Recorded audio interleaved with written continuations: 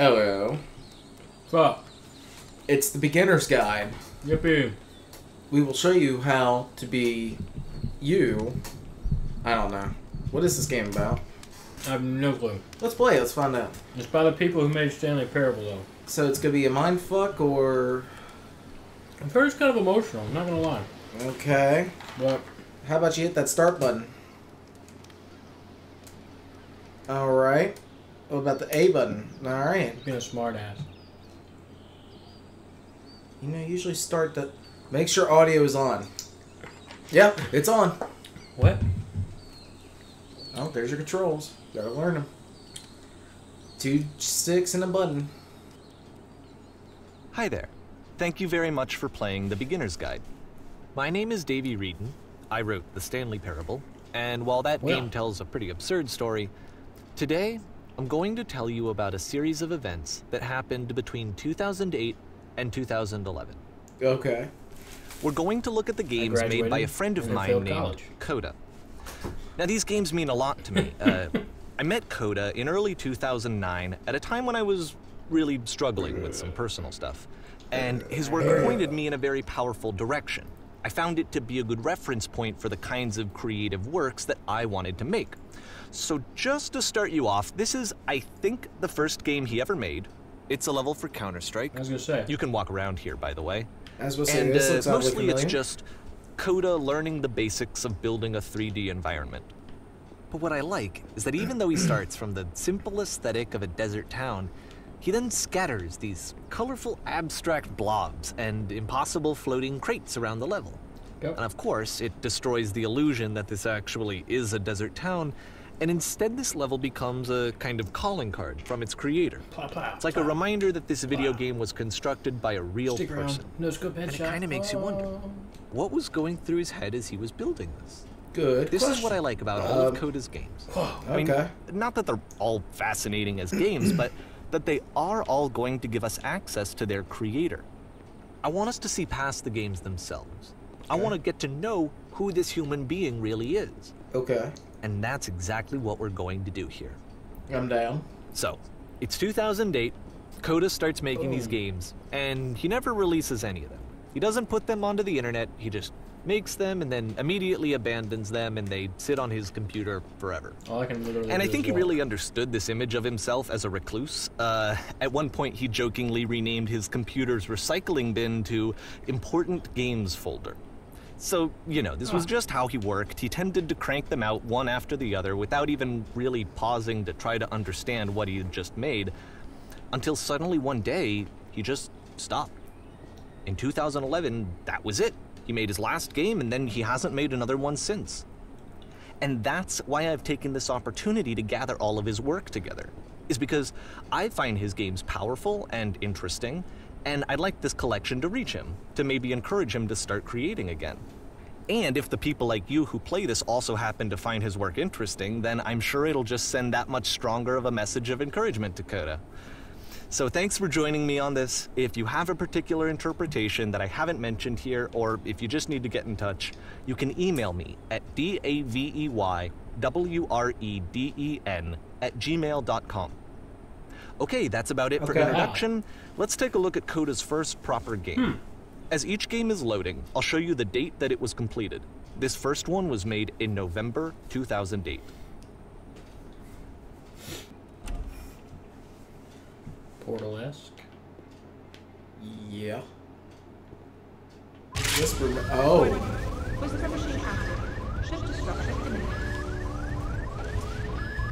This game is called Escape from Whisper, and it's one of the more generic games you'll see from Coda.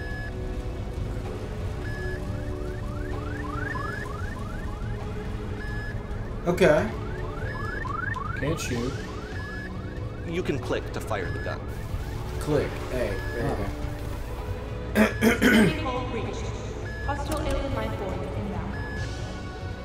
inbound. Invisible wall. It kinda looks like this game was abandoned mid-development.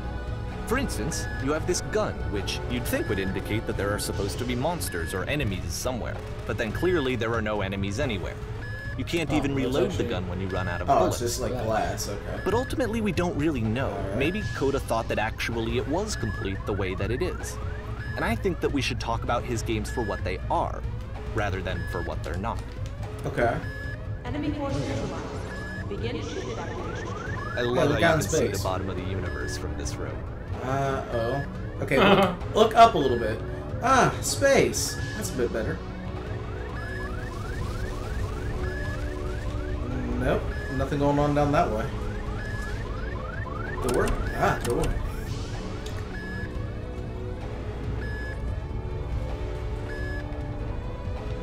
Apparently, this space station has a labyrinth on it. Sure, I don't know.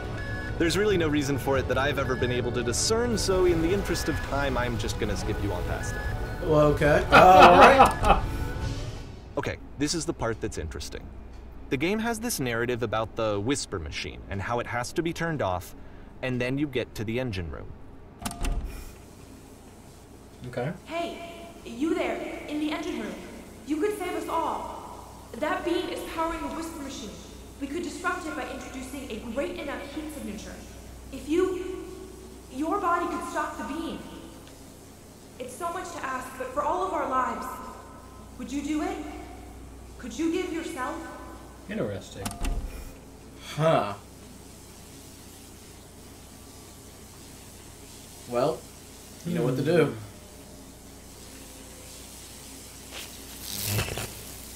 Let me pause here for a second. What you just experienced, stepping into the beam and then dying, is probably what Coda had initially intended when he was developing this level. But when he first compiles and plays it, something goes wrong. There's a bug somewhere. And this is what happens instead.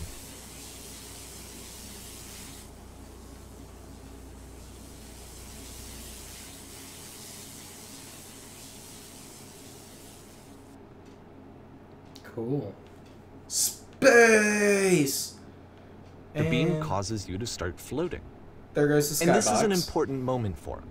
Because yes, this is technically a glitch, but Coda identifies something human about it.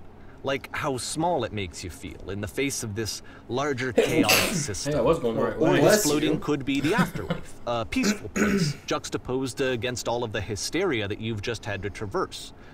I don't even know. I have no idea what he was thinking, but what's clear is that after making this, something lodges itself in his brain. He wants to do more of these really weird and experimental designs. So Well, he at least the stops work skybox on is this pretty. and moves on to a stream of tiny little games that go in all sorts of directions. Let's go ahead and take a look at the first game he made after leaving this one behind. Okay. November 2008 still? Okay. Well. This one's gonna get deep, I'm sure.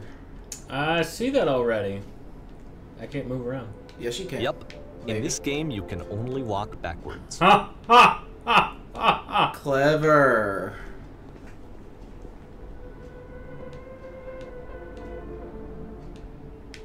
Interesting. This better not be some stupid... So it's a short and relatively minimalist experiment combining motion and narrative.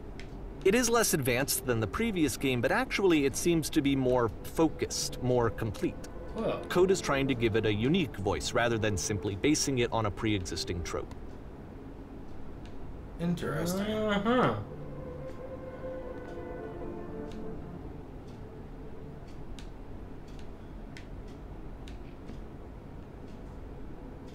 Okay. So let's walk backwards up the stairs. Oh, okay.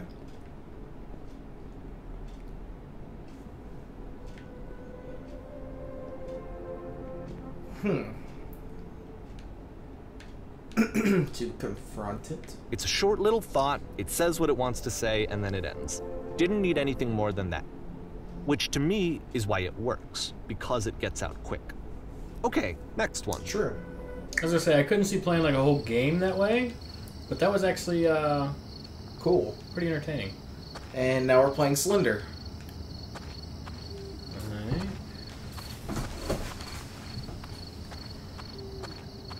You are now entering the Twilight Zone.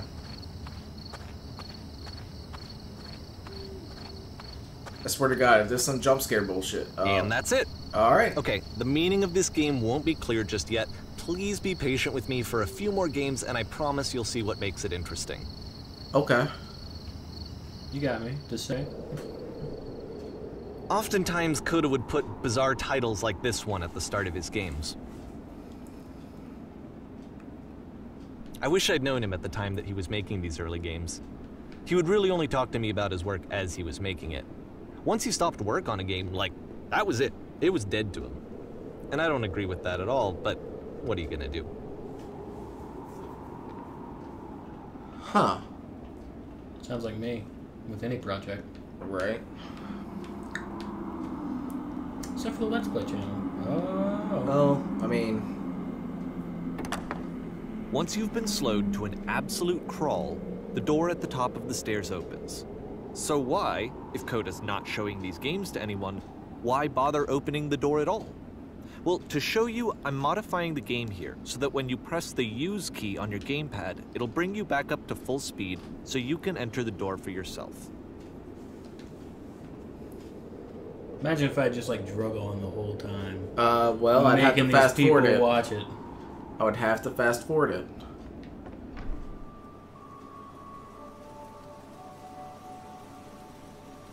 Whoa. You run a shop inside your own body, selling your organs strategically to make the most money before you die? A room that's warm and nice and filled with little ideas for games.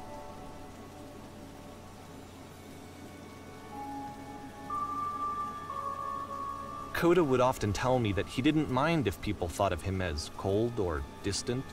He said that he knew that he was actually a vibrant and compassionate person, but that it takes time to really see that. It can be a very slow button climb to press to get there. stop chaos that doesn't work.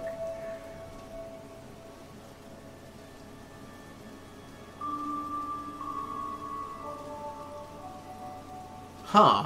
Yeah, I was... That's why I didn't say anything. I was, like, reading them. He had some interesting ideas there. Ready, set, fish. Okay. I don't see where we're gonna go fish, but let's fish.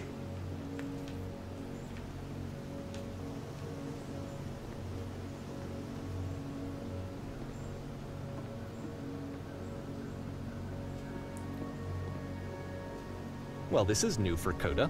It's an actual puzzle. Go ahead and see if you can solve it.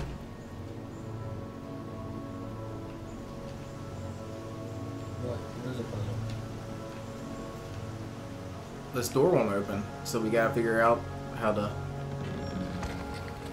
I bet we gotta open the door and flip the switch again and go inside. While the other door's shut, closing. Okay, go.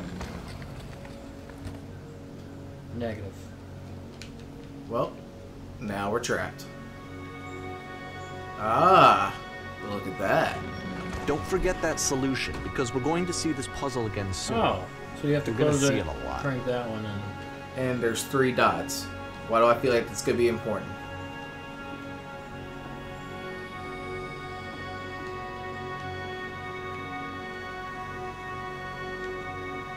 Three dots at like a, Little triangle looking thing. well, I was gonna say at like some kind So of that like... seems to be it, right? You walk down a corridor, you solve a puzzle, you get to 160 the end. degree Simple angle, enough. kind of. Alright, now I'm going to modify the game again, so that when you press the use key on your gamepad, it'll remove all of the walls from this room. Okay. Do Ready? it. Whoa! Holy crap. Dude, this guy had ideas. How about that? There was more to it than we had any way of knowing. I actually find it funny that this game comes after the Stairs game, since they essentially convey the opposite idea. So, in the Stairs game, a dull exterior concealed a rich interior. And then, in this level, a dull interior hides this fantastic outer world. Good. Either grief. way, I think that the point is the same, is that most of the time you don't get to know what you're missing, or even that you're missing anything. That's not your role as a player. So if your role here is not to understand, then what is it? To learn. Good grief. Oh, we're back here.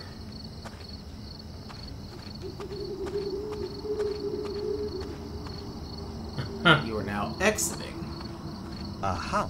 So, this, combined with the entering game from earlier, tells us that Coda believes his games are connected somehow. It could even be that the stairs game and the puzzle game are literally connected in between this and the entering game. There's a bigger picture that all of his games are meant to play a role in, some larger meaning that we won't be able to grasp until we've seen all of them. And once we have, we can step back and start to understand what exactly that bigger picture is. Yeah, I'd agree.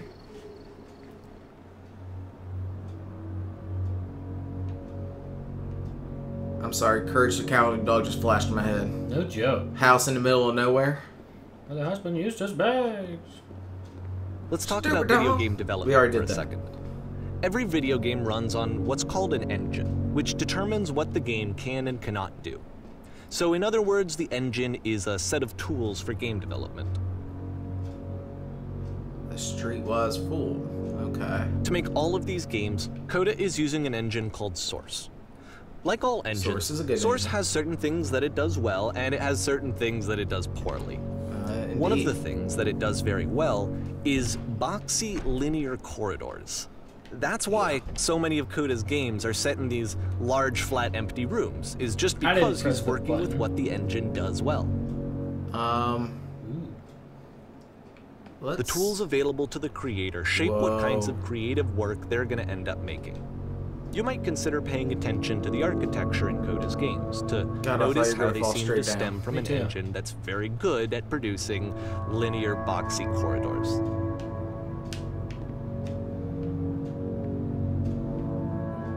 When did this game become a platformer? When did this game go from like narrative to puzzle to platform? Like, what is this? I enjoy it, but what is this? Is it bad that it's like I can't see the ground, but I'm still scared I'm gonna fall? That might be what he's trying to convey here. To me, it almost seems like, well, pick a spot that's all the way down there and just jump. Just go for it.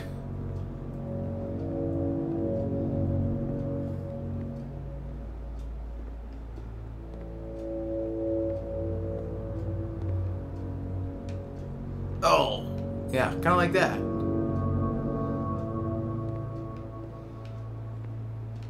And drop and drop and drop some out. That gray block down there, dark one. Just drop down to that. What if I die? Oh, you missed. All right, well, we did it. I could just fallen. Apparently.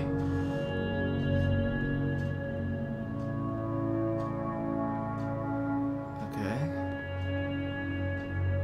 So what's down here? More stuff, man.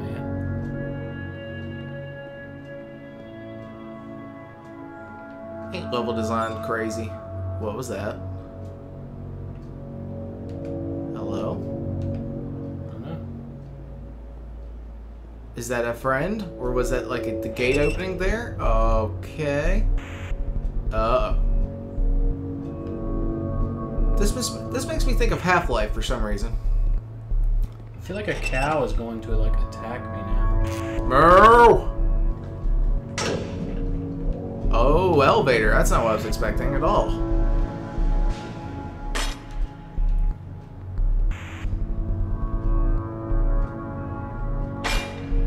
This prison, funny enough, in Coda's original design, the doors stayed shut for a full hour before letting you go.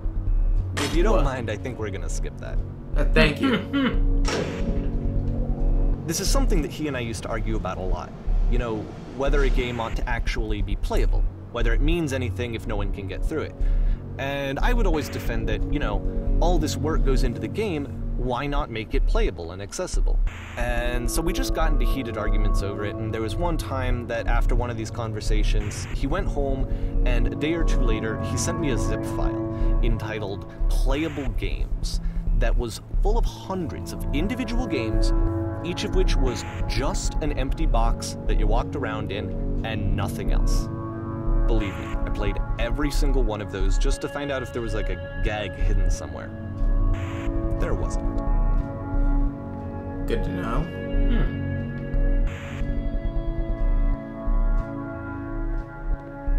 Why does this interest me so? I have no clue, but I'm actually very interested as well. Alright, well... There's the three dots again. Walk a little closer to it, see if anything Did you see it glitch, kind of? I did. Okay. Well, this is a good time as any to go ahead and cut this episode here. Click that weird 3-dot thing to subscribe. We'll see you guys in the next one. Yeah. I'm interested. Me too. I hope you are as well. Yep. See you, everybody.